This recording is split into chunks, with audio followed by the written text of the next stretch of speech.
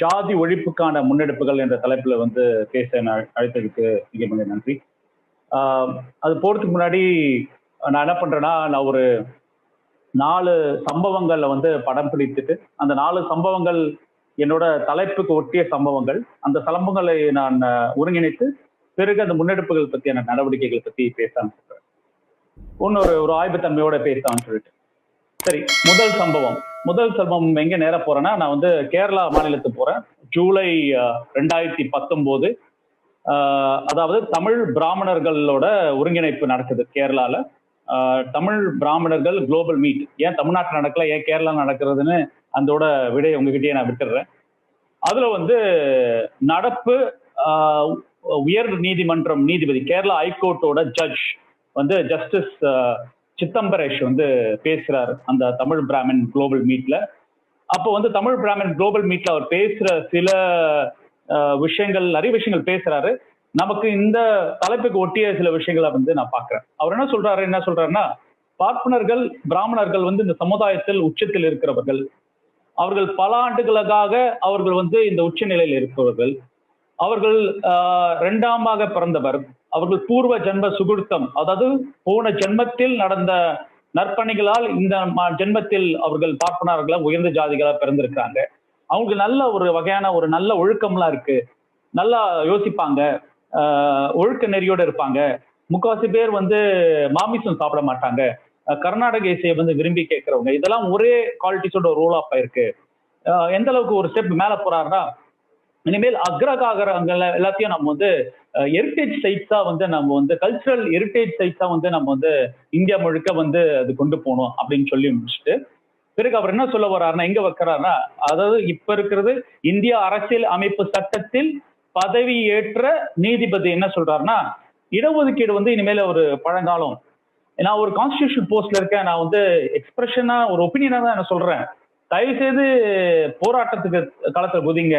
10% மேல்ஜாதி இடஒதுக்கீடு வந்திருக்கு, அது ஓகே. ஆனா இந்த இடஒதுக்கீடு தன்மை வந்து ரொம்ப நாளா நிலைக்க கூடாது அப்படின்னு சொல்லிட்டு அவர் வேத பாட பள்ளிக்கூடங்கள், வேத பாடசாலைகள் எல்லாமே வந்து மிக மிக விமர்சையாக நம்ம வந்து கொண்டு செயல்பாற்றணும் என்று நடைமுறையில் இருக்கிற உயர் நீதிமன்ற நீதிபதி தமிழ் பிராமணர் கூட்டமைப்பு கேரளால ஜூலை, அதாவது நான் சொல்றேன் 2500 வருஷம் முன்னாடி எல்லாம் இல்லைங்க, ஜூலை 2019 அவரு கொடுத்துக்காரு. தமிழ்நாட்டுல வந்து ஒரு நீதிமன்ற கூட அந்த தமிழ் பிராமின் கூட்டமைப்புக்கு போயிருக்காங்க. எப்படி ஒரு நீதியை பாதுகாப்பவங்க இந்திய அரசியலமைப்பு சட்டத்துல வந்து ஜுடிஷியல், அதாவது நீதித்துறை ஒரு அங்கம், அதை பாதுகாங்க. ஒரு ஜாதி ரீதியான ஒரு கூட்டத்துக்கு எப்படி போக முடியும் அப்படின்னு இங்க இருக்கிற சென்னையில இருந்து போன நீதிபதியும் உட்பட நம்ம வந்து சித்தம்பரேஷையும் நம்ம வந்து இந்த காலில் நம்ம ரிமைண்ட் பண்றோம்.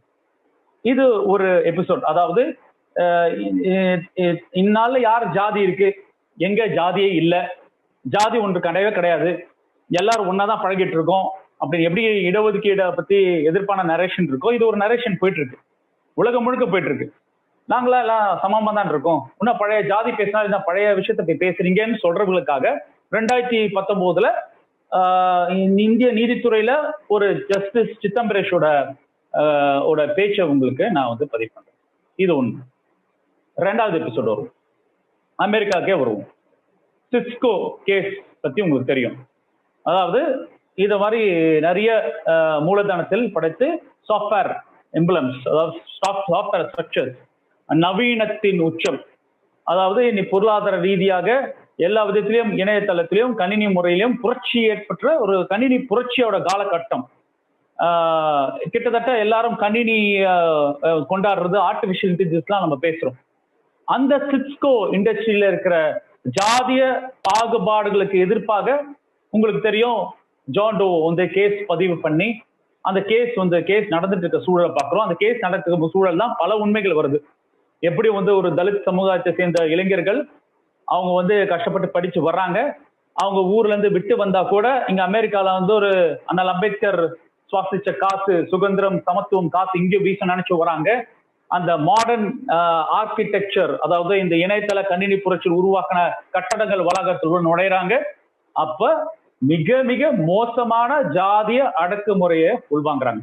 அதாவது அவங்க மூதாதையர் வந்து கிராமப்புற சூழல்ல காலனிகளிலும் விவசாய கூலிகளுக்கும் தீண்டாமையை வந்து எப்படி வந்து அவங்க வந்து பிசிக்கல் அன்டச்சபிலிட்டியை, அதாவது தீண்டாமையை வந்து நேரடியாக தொட்டா தீட்டு, குடிச்சா தீட்டு, நடந்தா தீட்டு, செத்த மாடை தொட்டா கொலை பண்ணிடு, மாட்டுக்கறி சாப்பிட்டா கொலை பண்ணிடு என்ற சூழல் ஏற்ப இருக்கும் போது இங்க அமெரிக்காவுக்கு வந்தா உளவியல் ரீதியான தீண்டாமை, அதாவது நம்ம படிப்போம், அதாவது இந்த ஃபாரன்சிக்ல படிப்போம், அதாவது இன்ஜுரி அப்படின்னா ஒருத்தன் இன்ஜுரி கொடுக்குறான்னா அது பிசிக்கல் இன்ஜுரி கூட இல்ல, மென்டல் இன்ஜுரி கொடுத்தாலும் அது கிரீவியஸ் இன்ஜுரி வரும்வாங்க. அதே மாதிரிதான் உளவியல் ரீதியான தீண்டாமையை முழுவீச்சில் கடைபிடிக்கப்படுகிறது. அதாவது அதுல ஒருத்தர் வந்து அந்த இன்டர்னல் டிஸ்கஷன்ஸ் அப்ப பேசும்போது, அதாவது வெள்ளைக்காரங்களுக்கோ வெளிநாட்டவர்களுக்கோ இங்க இந்தியாவோட படிநிலை ஜாதியுமோ அந்த படிநிலை ஜாதிக்கு உள்ள வேறுபாடுகள்லாம் தெரியாது. அவங்கள பொறுத்தவரைக்கும் சவுத் ஏஷியன்ஸ் அவ்வளவுதான். அந்த சவுத் ஏஷியனுக்கு இந்தியா ஒரு டெவலப்பிங் நேஷன் அவ்வளவுதான்.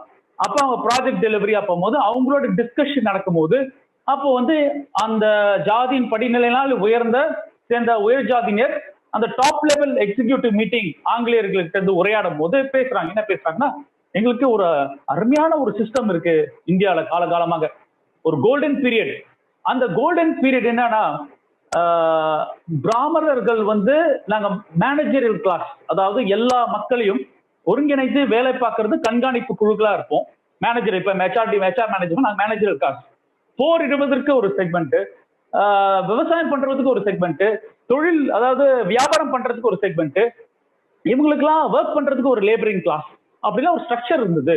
இது வந்து எங்களோட கலாச்சாரம், இது எங்களோட பண்பாடு, இதை நாங்க வந்து பெருமைப்படுறோம், இது நாங்க எங்களுக்கு வாய்ப்பு கிடைத்தா திருப்பி அந்த பீரியடுக்கு போறோம் என்று பெரிய டாப் லெவல் டிசிஷன் மேக்கிங் மேல்ஜாதியை சம்பந்தப்பட்டவங்க வந்து வெள்ளைக்காரர்களோட உரையாடி ஜாதியத்தையும் ஜாதி சித்தாந்தத்தையும் ஜஸ்டிஃபை பண்ற இடத்துல வந்து தப்பி தவறி ஒரு உணர்ச்சி மிக்க பொங்கல்ல வந்து ஒரு ஜாதியின் அடக்குமுறையில பாதிக்கப்பட்ட ஒரு கணினி பொறியாளர் வெடிச்சிடுறாரு. என்ன வெடிச்சிடுறாருன்னா, இந்த பாருங்க, உங்களுக்கு வேணா 3% மேல வந்துட்டீங்க, ஜாதிய உங்களுக்கு பெருமையா இருக்கலாம், ஆனா ஜாதியினால பாதிக்கப்பட்ட 2500 வருஷம் அடிமையங்களாக கல்வியை மறுக்கப்பட்டு, கிட்டத்தட்ட பொருளாதாரம் மறுக்கப்பட்டு, ஏற்றத்தாழ்வு எல்லா உச்சத்திலையும் நாங்க வந்து படிப்புல மேல ஏறி, கல்லூரியில மேல வரி, மேற்படிப்புல மேல வரி, இந்த கட்டடத்துக்குள்ள நுழைந்தாலும் இங்கே இந்த மாதிரி பெருமை பேசுறது எந்த விதத்துல நியாயம்? இது ஒரு மோசமான இன வேற்றுமையோட ஒரு மோசமான வேற்றுமை அப்படின்னு வெளிப்படையா சொல்லிடுறாரு. அப்ப சொல்லும் போது ஒரு அழகா 3 மாசம் 4 மாசம் கழிச்சு அவர் அப்ரைசல் கட் ஆகுது, அவர் மேல பல கம்ப்ளைண்ட் டெவலப் ஆகுது, பயங்கரமா உழைக்கிறாரு, அவருக்கு நெருக்கடி உண்டாக்குறாங்க, நேரடியான நெருக்கடி, மறைமுகமான நெருக்கடி. அப்போ வந்து டிஸ்கஷன், அப்போ அன்னைக்கு ஒரு மீட்டிங்ல நீங்க சொன்ன பேச்சினால உங்களுக்கு இந்த வகையான மோசமான நிலை வந்து அவர் வந்து அமெரிக்கா விட்டுட்டு திருப்பியும் இந்தியாவில் சமமான வேலை பார்த்துட்டு வந்துடுறாரு. அவரோட பதிவுகள் வந்து எடுக்கும் போது யூஎஸ்ல வந்து நீங்க கிட்டத்தட்ட ஒரு டேட்டா கலெக்ஷன் மாதிரி உருவாக்கி, இந்த சிஸ்கோ கேஸ்னால கிட்டத்தட்ட யார் யாரெல்லாம் இந்த ஜாதி அடக்குமுறையில பாதிக்கப்பட்டாங்கன்னு சொல்லிட்டு ஒரு கலந்தாய்வு பண்ணி உருவாக்கி இப்ப நடந்துட்டு இருக்கு. இது எபிசோட் 2. சரி, எபிசோட் 3க்கு வரும். எபிசோட் 3 என்ன, உங்களுக்கு எல்லாம் தெரியும். கிட்டத்தட்ட இங்க இருக்கிற ஆளுமைகள் எல்லாமே தமிழீழ பிரச்சனை இப்ப சர்வதேச தளத்துல வந்து லாபி பண்ணி, உங்களுக்கு UNHRC தெரியும், அதாவது UN human rights commission. Human rights கமிஷன்ல வந்து என்ன பண்றாங்கன்னா, உங்களுக்கு வேறுபடுத்துதல், இனக்கொடுமைகள், ரேஷியல் டிஸ்கிரிமினேஷனுக்கு பல்வேறு விதமான டெபினிஷன் கொண்டு வந்து இன ரீதியான ரேஷியல் டிஸ்கிரிமினேஷன், பிறகு நாடுகள் கடந்தான ரேஷியல் டிஸ்கிரிமினேஷன் அப்படிலாம் இருக்கும்போது அந்த ரேஷியல் டிஸ்கிரிமினேஷன்ல ஜாதியையும் நம்ம வந்து ஒரு ரேஷியல் டிஸ்கிரிமினேஷனா கொண்டு வரணும்னு ஒரு டீம் ரெடி பண்றாங்க. ஏன்னா ஒருத்தர் நேரத்தினால் வேற்றுமை அடைந்து நீங்க பாத்தீங்கன்னா பெரிய நீங்க வாழும் அமெரிக்கால ஒரு பெரிய சமுதாய புரட்சி ஏற்பட்டு, லிங்கன் காலத்துல இருந்து தொடர்ந்து Martin Luther King civil rights மூவ்மெண்ட்ல இருந்து ஒபாமாவை நீங்க பிரசிடென்டா நியமிச்சு இப்ப இருக்கிற எலெக்ஷன் கூட உங்களுக்கு வந்து ரேஷியல் ஆஸ்பெக்ட்ஸ்ல வந்து ஒரு ஆட்சியை கீழே தள்ளி நீங்க அமர்ந்துட்டு இருக்கிற சூழல்ல ரேஷியல் டிஸ்கிரிமினேஷனோட மோசமான டிஸ்கிரிமினேஷன் என்னன்னா, பிறப்பின் அடிப்படையில் உயர்ந்தவன் தாழ்ந்தவன் பிரிச்சு இந்தந்த ஜாதிக்கு தான் இந்தந்த குணநலங்கள் இருக்கும், இந்தந்த ஜாதிகளுக்கு இந்தந்த சலுகைகள் இருக்கும், இந்தந்த ஜாதிகள் வந்து செய்யும் தொழிலை தெய்வம் சொல்லிட்டு இந்த ஜாதிகளை பண்ணணும், அந்த ஜாதி விட்டு வேற வெளியில போனாலும் ஒரு சலுகையாக பார்க்கிற பார்வையும், அது வந்தா கூட அவங்களை வேற்றுமையா படுத்தி தாழ்வு மனப்பணம் ஏற்படுத்தி மன அழுத்தத்தை கொண்டு வந்து உளவியல் ரீதியாக ஒரு உயர்ந்த நிலைக்கு வரவிடாம தடுக்கிற வேலைகள் நடந்துட்டு இருக்க சூழல்ல நான் சொல்றது இந்தியால கிடையாது. இந்தியா வெளியில வந்த இந்திய பாஸ்போர்ட் உள்ள மக்கள் ஏற்படுற குணநலங்கள்லாம் பார்த்து, வேறுபடுத்தல மன உளைச்சலை பார்த்து யூகேல solidarity group, Dalit solidarity group உருவாக்கி இதோட மோசமானதுக்கு பல டேட்டாவை கொடுத்து நீங்க வந்து யூஎன்ஹெச்ஆர்சில ஒரு ரேஷியல் டிஸ்கிரிமினேஷன்ல ஜாதியை கொண்டு வரலாம்னு முடிவெடுக்கிறாங்க 2010. அதுக்கு இந்திய நாட்டை சேர்ந்த தூதர் என்ன சொல்றாருன்னா, யார் இந்திய நாட்டு தூதர் யாரா இருப்பான்னு உங்களுக்கு தெரியும். இதை பாருங்க, இது internal affair of our country. It is an internal affair of our country. இது எங்களோட கலாச்சாரம், இது எங்களோட பண்பாடு. ஜாதிய பாகுபாடுகள் என்பது இந்திய கலாச்சாரம் ஒன்றும் பிணையப்பட்டது. அப்ப நீங்க ஜாதிய ரீதியாக நீங்க வந்து இது ரேஷியல் டிஸ்கிரிமினேஷன் ஆங்கிள், அதாவது இன கொடுமைகள் அளவுக்குள்ள இந்த லிஸ்ட்ல கொண்டு வந்துட்டீங்கன்னா இது இந்திய ஒன்றியத்தை அவமானப்படுத்துற மாதிரி என்ற பேச்சை பேசுற. அதாவது இந்திய நாடுனால் இது ஜாதிய நாடு என்பது வெளிப்படையாக நீங்க போய் இன்டர்நெட்ல சர்ச் பண்ணுங்க. யூஎன்ஹெச்ஆர்சி கவுன்சில்ல ரேஷியல் டிஸ்கிரிமினேஷன் டிஸ்கோர்ஸ்ல கேஸ்ட வந்து கொண்டு வரதுல இந்தியாவோட வருத்தம் தெரிவித்ததும் அந்த ஸ்பீச்சோட டிஸ்கிரிப்ஷன் பாருங்க. அந்த ஒரு டிப்பிக்கல் சனாதர்ம பேச்சு, மனு தர்மத்தோட பேச்சு வந்து வெளிப்படையாக உலக அரங்கில் வெளிப்படையாக பேசுற தன்மையா நீங்க பார்க்கணும். இது ஒரு எபிசோடு.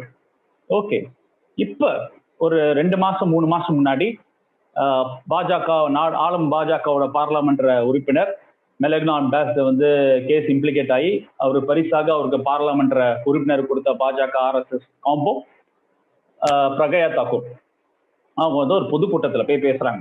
ஒரு பொதுக்கூட்டம் என்ன பேசுறாங்கன்னா, நீங்க பார்ப்பனர்கள் தங்களை பார்ப்பனர் சொல்றது பெருமைப்படுகிறார்கள், சத்திரிகள் தங்களை பெருமைப்படுகிறார்கள், சத்திரிகள் என்று சொல்ல வைசியர்கள் வந்து தங்களை வந்து வைசியர்கள் சொல்ற பெருமைப்படுறாங்க. ஆனா சூத்திரர்கள் மட்டும் சில இடத்துல சூத்திரர்கள் சொல்றதுக்கு ஏங்க பெருமைப்பட மாட்டீங்க? இது அப்ப இதிகாசுகளும் கிட்டத்தட்ட நம்மளோட வேதங்களையும் வந்து இதுதான் உருவாக்கப்பட்டது. இதுல என்ன பெருமைப்படாம நீங்க வருத்தப்படுறீங்கன்னு ரொம்ப ரொம்ப கேஷுவலா அவங்க வந்து சொல்றாங்க. அப்ப 4 எபிசோடு உங்களுக்கு முன்னாடி வச்சிருக்கேன். எந்த நிலையில நாங்க இந்த ஜாதிய அடக்குமுறை இருக்கு, அப்ப நாம் கேட்கிறோம், ஜாதி இருக்கா இல்லையா? ஜாதி இன்னும் நிலுவையில் இருக்கா இல்லையா? ஜாதி வாழ்வியலா இருக்கா இல்லையா? இன்னும் ஜாதிய என்பது ஒரு கருவியாக பயன்படுத்தி கிட்டத்தட்ட வெகுஜன மக்களை ஏற்றத்தாழ்வுகளை தள்ளிட்டு இன்னும் வந்து இந்த ஜாதிய தன்மையை வந்து பாதுகாக்கும் தருணத்துல இருக்காங்களா இல்லையா? அப்ப ஒரு அரசாங்க இயந்திரமே ஒரு பாதுகாக்கும் தன்மையில உருவாக்குதுன்னா, அப்புறம் காஞ்சையிலேயே தான் சொல்றாரு. காஞ்சையில என்ன சொல்றாருன்னா, இந்த மாடர்ன் டைனமிக்ஸ் என்ன போச்சுன்னா, அரசியல் அதிகாரமும் பார்ப்பனர்கள் கைகளையும், பிறகு கிட்டத்தட்ட போஸ்ட் குளோபலைசேஷனுக்கு அப்புறம் இந்த வர்த்தகம் சொல்ல பன்னியாக்க கையிலையும், பிறகு நிலம் சார்ந்தவர்கள் நவீன சத்திரிகள் கிட்ட மாட்டிக்கிட்டு உழைக்கும் மக்களாக சூத்திரர்களையும் அதை இந்த 4 வர்ணத்தை எதிர்க்கிற தீண்டாமைக்குள்ள ஆனவர்களையும் கிட்டத்தட்ட தீண்டத்தகவர் பட்டியல மக்களையும் அவுட்காஸ்டா மாத்தி வந்து சின்னிச்சிருக்காங்க. அப்போ நீங்க இந்தியா முழுக்க நீங்க வேற மாநிலத்துக்கெல்லாம் நிறைய தோழர்களோட நான் வந்து உறவாடி டிராவல் பண்றப்ப இந்த ஜாதி ஒழிப்பு முன்னாடி நடக்கல. தமிழ்நாடு தவிர பிற மாநிலத்துல ஜாதி ஒழிப்பு யார் பேசுறாங்கன்னா, ஜாதி வர்ணாசிரம கொள்கையிலிருந்து வெளியேற்றப்பட்ட பட்டியலின மக்கள், அண்ணல் அம்பேத்கர், மகாத்மா பூலே கருத்தியல் உள்வாங்கினவர் மட்டும்தான் ஜாதி ஒழிப்பு பத்தி பேசுவாங்க. எந்த வகையான இடைநிலை சமூகத்தை சேர்ந்தவரும் ஜாதி ஒழிப்பு நடவடிக்கை இருக்க மாட்டாங்க தமிழ்நாட்டை தவிர. அதுதான் பெரியார் எஃபெக்ட். தமிழ்நாட்டுல என்னன்னா, இங்க வந்து இடைநிலை சமூகம், இப்போ ஸ்டாலின் சொன்னார்ல, ஜாதி சங்கங்கள் போயிட்டு ஜாதி ஒழிப்பு பேசுறாரு தந்தை பெரியார் அப்படின்னு பாத்தீங்கன்னா, ஜாதி ஒழிப்பை பேசி இங்க இடைநிலை சமூகமும் தங்களை ஜாதியை ஒழிக்க வைத்து ஜாதியை தூக்கி எறிந்து விட்டு அவங்கள அவுட்காஸ்டாக சிந்தனை புரட்சியை மாற்றுவர் பெரியார். இப்ப நீங்க வந்து பட்டியல சமூகத்தை சேர்ந்தவர்கள் அவங்க வந்து இந்த சிஸ்டமே அவங்களை வந்து வெளியே துரத்திருச்சு. ஆனால் அம்பேத்கர் ரொம்ப தெளிவா எழுதுவார். என்ன எழுதுவாருன்னா, எங்க இந்த படிநிலை சமூகத்துல எல்லாம் ஒரு மாடியா இருக்கு, ஒரு படிக்கட்டுலதான் மாடியா இருக்கு, எல்லா டோரும் மூடப்பட்டுருச்சு, பார்ப்பனர்கள் வீடு மூடப்பட்டுருச்சு, சத்தியர்கள் வீடு மூடப்பட்டுருச்சு, வைசியர்கள் வீடு மூடப்பட்டுருச்சு. எல்லா வீடும் மூடப்பட்டா என்னாச்சு? வேற வழி இல்லாம ஒரு குழுக்களா உருவாக்கிட்டோம். இந்த 4 வண்ணத்தை எதிர்த்தனால அவங்களை வந்து அப்புறப்படுத்தி பட்டியல மக்களை வந்து செத்தமாட சாப்பிட வச்சு அப்புறப்படுத்தி வச்சுட்டாங்க. அவர் ஊவர் அன்டச்சபிள்ஸ் எழுதுவார். ஆனா அனிலேஷன் ஆஃப் கேஸ்ட் பத்தி அவர் எழுதும் போது என்ன சொல்றாருன்னா, யாருக்கு எழுதுறாருன்னா, இங்க இருக்க ஜாதியை கடைபிடிக்கிற ஜாதியை உள்வாங்கிய மக்களுக்கு அவர் என்ன எழுதுறாருன்னா, இந்த ஜாதியோட அடிப்படை, இந்த ஜாதியோட பின்புலம் எங்க வருதுன்னா, உங்க சாஸ்திரங்கள், சம்பிரதாயங்கள் எல்லாத்துலயும் உள்ளடங்கி இருக்கு. வெறும் ஜாதி மாதிரி திருமணம் பண்றதோ இல்ல ஜாதி மாதிரி உணவு சாப்பிடுற விஷயம் இல்ல. அடிப்படையில இது மூல காரணமா இருக்கிற சடங்குகள், சம்பிரதாய முறைகள், இந்த ஜாதியை தெய்வீகம் சொல்ற எல்லா வகையான இதிகாசங்கள் எல்லாத்தையும், வேதங்கள் எல்லாத்தையும் அப்புறப்படுத்தினாதான் ஜாதி ஒழியும் என்ற அண்ணல் அம்பேத்கரோட ஸ்கிரிப்டை தந்தை பெரியார் இங்க பிராக்டிக்கலா இம்ப்ளிமெண்ட் பண்ணாலதான் நம்ம இங்க அவுட் காஸ்டா இருக்கோம். இப்ப நீங்க பாத்தீங்கன்னா இங்க இருக்கிற எல்லா தோழர்களும் அவுட் காஸ்ட். ஏன்னா கருத்தியல் ரீதியாக சிந்தனை புரட்சினால இங்க ஜாதியை நாங்க தூக்கி போட்டுட்டோம். பிறப்பின் அடிப்படையில நாங்க அவுட் காஸ்டா இல்லைன்னா கூட சிந்தனை அடிப்படையில கருத்து உள்ள நாங்க அவுட் காஸ்டா தூக்கி போட்டு வெளியே நிக்கிறோம். அப்ப இந்த அவுட் காஸ்டாக நாங்க வாழ்ந்தால், அவுட் காஸ்டாக நாங்க வாழும் போது இந்த சமூகத்துக்கு, இந்த சமூகத்தை நீ சமத்துவமா பாக்குற பார்வை வரும், சமநிலையா பாக்குற பார்வையா வரும் என்ற டிராமாட்டிக் எக்ஸாம்பிள்ஸ்னாலதான் நீங்க ஜாதி ஒழிக்கும் முன்னெடுப்புகள் கொண்டு போய் சேர்க்க முடியும். ஏன்னா இங்க இங்க நீங்க நீங்க அமெரிக்காவுக்கு வந்திருக்கீங்க, நீங்களாம் ஒரு சக்சஸ் ஸ்டோரி, வெற்றி கதைகள். நான் ஒரு மருத்துவரா இருக்க, இங்க பல்வேறு சமூக செயல்பாட்டாளர்கள் வாழ்க்கையில் எப்படி வாழ வேண்டும் அப்படின்னு சொல்ற விஷயங்கள் இருக்குல்ல, அது ரொம்ப ரொம்ப அவசியம். அப்ப நான் ஜாதியை தூக்கி எறிந்து இந்த சமூகத்தில் சமத்துவமாக வாழறதுக்கான வாய்ப்புகள் எனக்கு இருக்கு. அப்ப அந்த ஜாதியை தூக்கெறிஞ்சு இந்த சமத்துவமான வாழ்க்கையை வாழும் போது எனக்கு தடைகளோ இன்னல்கள் ஏற்படுமானால் அதுக்கு பாதுகாக்க பல அமைப்புகள் இருக்கு அப்படின்னு ஒரு கான்பிடன்ஸ் கொடுத்தாதான் ஜாதி ஒழிப்பு எடுப்புக்கான முன்னெடுப்புகள் பல்வேறு தளத்துல இயங்கக்கூடிய வாய்ப்புகள். இப்போ நீங்க பாத்தீங்கன்னா ஒரு கிராமப்புற சூழல்ல ஜாதி மறுப்பு திருமண நிகழ்வு நடத்தினாலதான் ஜாதியை பாதுகாக்கிறதுக்காக என்ன பண்றாங்க, இடைநிலை சமுதாயத்தை சேர்ந்தவர்கள் இந்த வர்ணாசிரம மனு தர்மத்தை உண்மையை நம்புறான். மேல் ஜாதியா இருக்கிற பார்ப்பன சமுதாயத்தை சேர்ந்தவர்கள், பிராமண சமுதாயத்தை சேர்ந்தவர்களுக்கு அவங்களுக்கு இது கருவின்னு தெரியும், அவங்களுக்கு கடவுளும் பொய்யும் தெரியும், சடங்குகள் சம்பிரதாயங்கள் பொய்யும் தெரியும், இந்த ஜாதி அடக்குமுறை பொய்யும் தெரியும். ஏன்னா அவங்க கருவி, அவங்க பயன்படுத்திப்பாங்க, பிளெக்சிபிளா இருந்துப்பாங்க.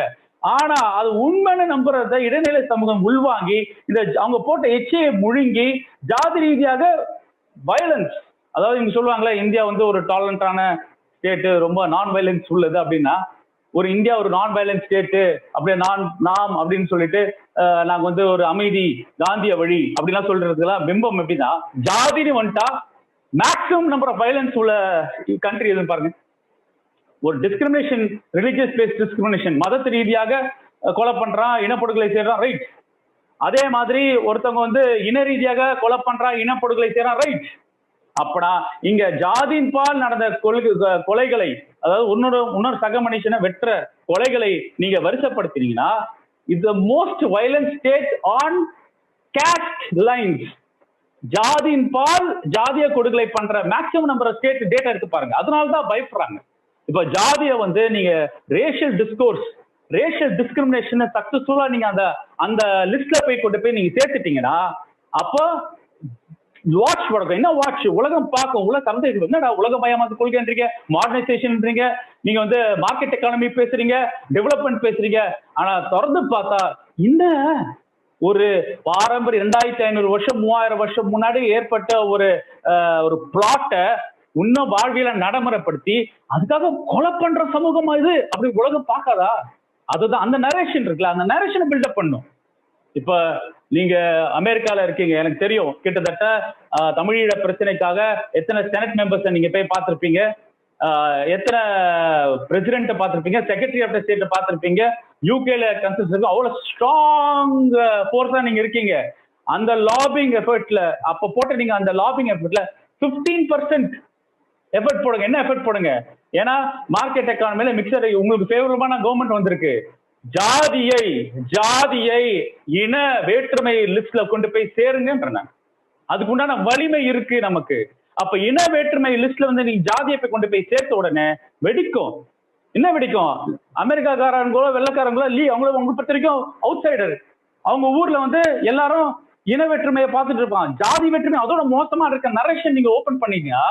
இப்ப குளோபலைசேஷன்ல உலகத்துல எங்க நடக்கிறது ஃபுல்லா நடக்கு. இப்ப நீங்க சிஸ்கோர் கேஸ் எனக்கு தெரியுது, சாலிடரிட்டி குரூப் பண்ற நடவடிக்கை தெரியுது.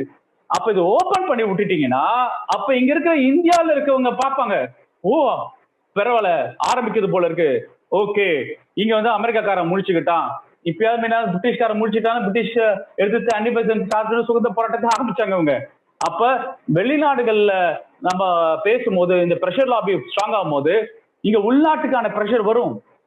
ஏன் வெளிநாட்டிலே அந்தந்த பார்லமெண்டத்திலே, ஏன்னா இப்ப மைக்ரேட் என்ன பண்றாங்க, இப்ப எங்கெங்கெல்லாம் வேவர் அண்ணல் அம்பேத்கர் சொல்வாரு, wherever Indians migrate, wherever Hindus migrate, caste will also migrate. அது உண்மையாவதா இல்லையா? இங்க நவீன தன்மையோட நீங்க மாடர்னா நீங்க கல்வி அறிவு பெற்று ஆர்டிபிஷியல் இன்டெலிஜென்ஸ் பண்ணுவீங்க, சாஃப்ட்வேர் எழுதுவீங்க, டாக்டர்ஸா இருப்பீங்க. ஆனா உங்க பையனை பொண்ணுக்கு ஜாதி சங்கம் பார்த்துதான் நீங்க திருமணம் பண்ணிட்டு இருக்க சூழல் இருக்கா இல்லையா? அதை ஜாதி சங்கங்கள் அமைத்து கொண்டு தானே நீங்க அதை சேர்றீங்க. அங்க அமெரிக்கால சேருவான், சைனாக்காரன் சொல்லுவான். ஆனா இங்கதான் தமிழ்நாட்டுல ஜாதி குரூப்புகளா இருக்கீங்க, ஜாதி குரூப்பா பிரிஞ்சிருக்கீங்க. ஏன்னா பொண்ணு பார்க்க அவங்க பொண்ணு அதே ஜாதியை கட்டுக்கோப்புல கல்யாணம் பண்ணோம், திருமணம் பண்றது என்ற பண்பாட்டு கலாச்சாரம் என்ற மூல செலவை செஞ்சுட்டுனால ரிப்பல் நடக்குதா இல்லையா, வீட்டுல சண்டை நடக்குதா இல்லையா? இங்க இருக்கிற அமெரிக்கா கல்வி முறையில வளர்ந்த குழந்தைகள் ரெவல்ட் பண்றாங்க. இன்னும் ஒரு ஸ்டூபிட் சிஸ்டமா இருக்கு. இன்னும் எங்களுக்கு நீங்க இந்த விழா நடத்துறீங்க, மஞ்சள் நீராட்டு விழா நடத்துறீங்க, இன்னும் வளகாப்பு பண்றீங்க, தூக்கி எரிக்கிறாங்க. வீட்டுல சண்டை நடக்குதா இல்லையா உங்க வெள்ளங்கள்ல? அப்ப அந்த சூழல், அந்த என்வாயன்மெண்ட் மாறினதுக்கு அப்புறம் நீங்க ஒரு ரெட்ரோஸ்பெக்டிவ்னஸ் ப்ரோக்ரசிவ் நடக்கிற கிளாஷ், அந்த கிளாஷ பயன்படுத்துக்கான அருமையான சந்தர்ப்பம். அப்ப அததானே தந்தை பெரியார் பயன்படுத்தினாரு. ஒரு ஜாதி சங்கங்களையும் பழுத்து போட்ட ஜாதிய பாகுபாடுல இருக்க இளைஞர் வயசான பெருசுகளுக்கும் இவர் போய் பேசும்போது ஒவ்வொரு ஜாதி இயக்கங்களும் இருக்கிற இளைஞர்களை அட்ராக்ட் பண்ணி அந்த இளைஞர்களையே ஜாதிக்கு எதிர்ப்பாக பேச வச்சு அங்கிருந்து பால் பிடிச்சி கொண்டு இயக்கத்தை கட்டி அமைச்சாரா இல்லையா? அப்ப உங்களுக்கு அருமையான ஆப்பர்ச்சுனிட்டி. யங்ஸ்டர்ஸ் உங்க பக்கம் நிற்பாங்க. நீங்க இந்த மூவ் எடுத்துருவாங்க. ஓகே, ரேஷியல் டிஸ்கிரிமினேஷன் லிஸ்ட்ல கேஸ்ட் கொண்டு வரதுக்கான இனிஷியேட்டிவ் நீங்க எடுத்துருவாங்க. அந்த முன்னெடுப்பு நடக்கும் போது எங்களுக்கு என்ன அட்வான்டேஜ் ஆகும்னா, இந்தியாவில நாங்க அரசியலமைப்பு சட்ட ரீதியாக உலகம் ஃபுல்லா நடக்குது பாஸ், நீ பிசினஸ் பண்ண வந்திருக்க, நீங்க ரேஷியல் டிஸ்கிரிமினேஷனை ரிமூவ் பண்ணணும், கேஸ்ட் டிஸ்கிரிமினேஷன் ரிமூவ் பண்ற என்ற ஒரு கிரைட்டீரியா டெவலப் ஆகும்போது இங்க இருக்கவங்க பதவுறவாங்க, ஆட்சியாளர்கள் பதவுவாங்க. ஓ அப்படியா, உலகம் டிஸ்கோர்ஸ் மாறுதா, அதுக்கு நம்ம அடாப்ட் பண்ணணும், அப்படி சேஞ்சஸ் வரதுக்கான புஷிங் எஃபெக்ட் இருக்கும். நீங்க nothing like capital, nothing like western interest, எத்திக்ஸ்க்கும் கேபிட்டலுக்கும் சண்டை நடக்கும்போது ஏன் கேபிட்டல் டிரைவிங் போர்ஸா இருக்கு? ஏன் இங்க தோழர் சொன்னப்படுற ஜாதிய அடக்குமுறை பண்றவங்களுக்கு ஒருங்கிணைப்பு ஏன் வேகமா இருக்கு? ஏன்னா அது அவங்க கருவி, அது பயன்படுத்திட்டு இருக்காங்க, அதுல ஒரு சுயநலம் இருக்கு. அதனால அவங்க ஆதிக்க முறையை விட்டு கொடுக்கறதுக்காக ஒன்றரை சேருவாங்க, முனைப்பு சேருவாங்க, கூட்டம் போடுவாங்க, ஒருங்கிணைப்பு பண்ணுவாங்க. நமக்கு அப்படி கிடையாது. அது எதிர்நிலையில இருக்கும், எதிர்நீச்சல் போடுறோம். ஒருங்கிணைப்பு பண்ணும்போது பிரிஞ்சுதான் பண்ணுவோம். ஆனா இந்த மாதிரி ஒரு கூட்டமைப்பாக செயல்படுறதுக்கான தந்தை பெரியார் வழி சொல்லிட்டு இருக்காரு, அம்பேத்கர் வழி சொல்லிட்டு போயிருக்காரு. எப்படி நம்ம ஒருங்கிணைக்க போறோம்? இடஒதுக்கீடால் பயன்படுத்துறோம், மேல வந்தோம், பொருளாதார ஸ்ட்ராங்கா இருக்கணும், அதுக்குன்னா லாபிங் எஃபர்ட் நம்ம கன்வெர்ட் பண்றதுக்கான அருமையான தளம், அருமையான ஆட்சி உங்களுக்கு இருக்கு. அங்க ப்ரெஷர் போடுறதுக்கான வழிமுறைகள் இருக்கு. இதே மாதிரி யூகேல சரி, ஐரோப்பிலும் சரி, அமெரிக்காலும் சரி, ஜாதியை ஒரு இன வேற்றுமைப்படுத்தல் லிஸ்ட்ல நீங்க கொண்டு வந்துட்டீங்கன்னா, அதுவும் ஒரு வகையான டிஸ்கிரிமினேஷன் லிஸ்ட்ல கொண்டு வந்துட்டீங்கன்னா அப்ப வீல் மாறும். இங்க இருக்கிற எங்களோட பிரச்சாரம், இங்க இருக்கிற களப்பணியில் இருக்கிற பிரச்சாரம், இங்க இருக்கிற இளைஞரோட பிரச்சாரம், இங்க நாங்க அறிவியலை கொண்டு பேசுறோம். அறிவியல் என்ன, அறிவியல்லாம் பசங்க அறிவியல் படிக்கிறாங்க. அறிவியல் படிக்கும் போது நீங்க பாத்தீங்கன்னா உலகம் உயிர் திறத்தல் எவல்யூஷன் படிக்கிறாங்க, உயிர்களின் தோற்றம் படிக்கிறாங்க. அந்த அறிவியலை பயன்படுத்தி நாங்க மாணவர்கிட்ட போய் நாங்க பகுத்தறிவு பிரச்சாரம் பண்ணுவோம். அது களப்பணி ஆயிடும். நாளைக்கு ஒரு அரசாங்கம் ஃபேவரபா இருக்கும்போது இன்னும் ஆர்கனைசேஷன் சப்போர்ட் பண்ற மாடல் கொண்டு வரலாம், ஓகே. பிளஸ் ஒருங்கிணைப்பு செய்யற விஷயங்கள் ஓகே. ஆனா சட்ட ரீதியாக நகர்வுகளும் நடந்தாகும். இப்ப ஏன் நம்ம தமிழ்நாடு பெனிஃபிட்ஸ் தான், தந்தை பெரியார் பண்பாட்டு தளத்துல, கலாச்சார தளத்துல, கிரவுண்ட் தளத்துல சிந்தனை புரட்சி செய்து அது அரசியல் வடிவமா கொடுத்து அவர் செய்த சிந்தனை புரட்சிகளை சட்டங்களாக நம்ம வடிவமைத்து மாற்றி அமைத்தனாலதான் இன்னும் இன்னைக்கு ஆர்எஸ்எஸ்கோ பாஜகவுக்கோ ஆர்எஸ்எஸ்கோ களப்பணி போகும்போது ஸ்டம்பிளிங் பாக்க இருக்கு. தோழர் சொல்ற மாதிரி பெரியார் பண்ணிட்டார், அண்ணல் அம்பேத்கர் பண்ணிட்டாருன்னு களப்பணி ஓகே, களப்பணி பண்ணிட்டு தான் இருக்க போறோம். அது கண்டினியூ பண்ணணும், அது சப்போர்ட் சிஸ்டம் டெவலப் பண்ணணும், அதை நெட்வொர்க்கிங் பண்ணணும். ஆர்எஸ்எஸ் ஒரு சின்ன அமைப்பு உருவாக்குறாங்க நாக்பூர்ல. அந்த அமைப்பு ஒரு ஐடியா ரொம்ப ரொம்ப பொய்யின் அடிப்படையிலானது. அந்த பொய்யை அவன் நடைமுறைப்படுத்தி அதுக்கு இயக்கங்கள் கட்டி இன்னும் 70 வருஷம் இன்னைக்கு இந்த நாட்டை நாடாளுமன்ற ஜனநாயகத்தை கைப்பற்றி, அப்புறம் ஜுடிஷியல் அதாவது நீதித்துறையை கைப்பற்றி, அரசாங்க அதிகாரத்தை கைப்பற்றி, இன்னைக்கு ஒவ்வொரு மாநிலமாக அரசியல் ரூபாக தோக்கடித்து, பிறகு பார்லமெண்ட் ஜனநாயகத்தை கேள்விக்குறியாக்கி, பிறகு எல்லா 97% பிற்படுத்தப்பட்டவர்களும் பட்டியல மக்களும் பார்ப்பனிய சித்தாந்தத்திலும் பார்ப்பன மனு தர்ம கொள்கையை உள்வாங்கி அவர்களுடனோட தலைமை பொறுப்பை ஏற்றுக்கொண்டு செயல்படுத்தி வடிவமைத்து 70 வருஷம் ஒர்க் அவங்களுக்கு. களப்பணியா இருக்கட்டும், அரசியல் பணியா இருக்கட்டும், சமூக பணியா இருக்கட்டும், அந்த ஒர்க்கை வந்து நம்ம வந்து இன்னும் அக்ரெசிவா செயல்படுறதுக்கான காலத்தின் கட்டாயத்தில் இருக்கும், அந்த சூழல் இருக்கும். அதுபடி செயல்பட்டு நம்ம வந்து நடைப்பயணம் பண்ணுவோம். நம்ம அந்த பாதையில நடப்போம். இது ஒரு கஷ்டமான பாதை தான். இது வந்து உளவியல் ரீதியாக பண்ண வேண்டியது, சமூக ரீதியாக பண்ண வேண்டியது. ஆனா பண்ணக்கூடிய வேலையை நம்ம பண்ணிக்கிட்டே இருக்கணும். ஏன்னா ஒரு சிற்பி வந்து பெரியார் வந்து அருமையான ஒரு சிற்பி. இந்த சமூகத்தை வந்து வெறும் நல்லா சிற்பி எப்படி கல்ல தொலைச்சு அழகான சிற்பத்தை வந்து கொடுத்துட்டு போயிருக்காரோ, அந்த சிற்பங்கள் பாழடையாம பாத்துக்கிறதுக்கான பொறுப்பு நமக்கு இருக்கு சொல்லி விடைபெறுகிறேன். நன்றி, வணக்கம்.